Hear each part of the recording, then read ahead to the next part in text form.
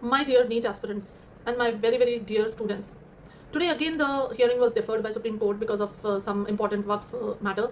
Earlier it was supposed to be done on May 15th, then got deferred to May 20th, then got deferred to May 22nd. Now again today it was deferred. So ये हमारी hearing हो सकता है कल हो या उसके बाद जो भी डेट देंगे. तारीख पे तारीख जज साहब हमारी तारीख कब आएगी, ये हम सभी का क्वेश्चन है. इसके अलावा सुप्रीम कोर्ट ने आज कुछ डायरेक्टिव्स दिए हैं related to some old case which was filed by the government of Uttar Pradesh and Lucknow DME Lucknow. So उसमें उन्होंने सबसे पहले ये कहा है कि मेडिकल काउंसलिंग कमेटी जो एमसीसी है वो जो शेड्यूल बनाएगी काउंसलिंग का वो ऐसा बनाए जो कि ऑल इंडिया और स्टेट राउंड्स दोनों के लिए सही रहे, अलाइन रहे, सिंक्रोनस रहे. So first thing that they have told is the schedule should be perfectly aligned with all the state rounds also. Private colleges and deemed universities should first of all give a full disclosure of their fees, their tuition fees, hostel fees, जो उनके rules and regulations है उसके बारे में पूरा disclosure उन्हें अपनी website पे देना है and counseling committee को भी देना है. Then the third point that they have said is the National Medical Commission must set up a centralized fee regulation framework ताकि सारे colleges की fees जो है regularized रहे, कोई भी अनाप शनाप fees नहीं मांगे.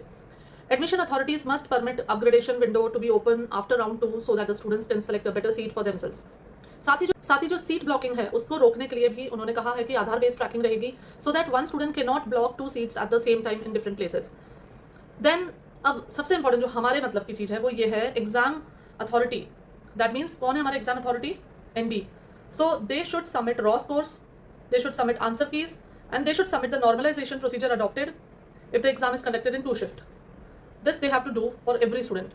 अब आप मुझे बताइए कि इफ़ आपका रॉ स्कोर निकलता है, आपका रॉ स्कोर आता है सपोज 650 और नॉर्मलाइजेशन के बाद एडजस्टमेंट करके आपका स्कोर बन जाता है 620 या 640, तो क्या आप उसे एक्सेप्ट करेंगे?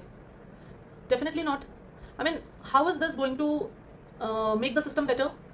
Unnecessary again there will be PILs, there will be pleas, there will be petitions in the court. तो ये मुझे समझ नहीं आया डिसीजन कि how this is going to benefit the students, how this is going to benefit the counselling system, how this is going to benefit the system overall. Why there is a resistance in doing this NEET PG exam in single shift?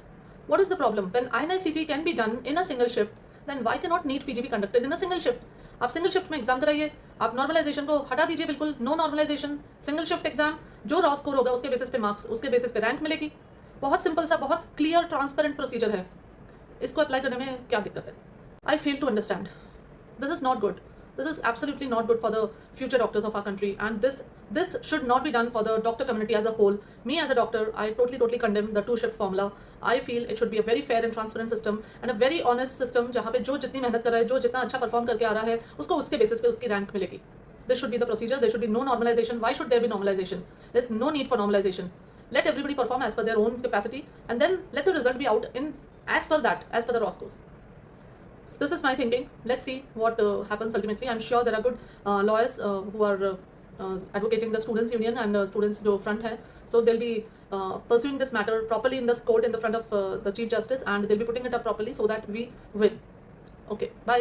So till then, study well. I'm going to post videos of MCQs daily as usual as per the schedule that I've given.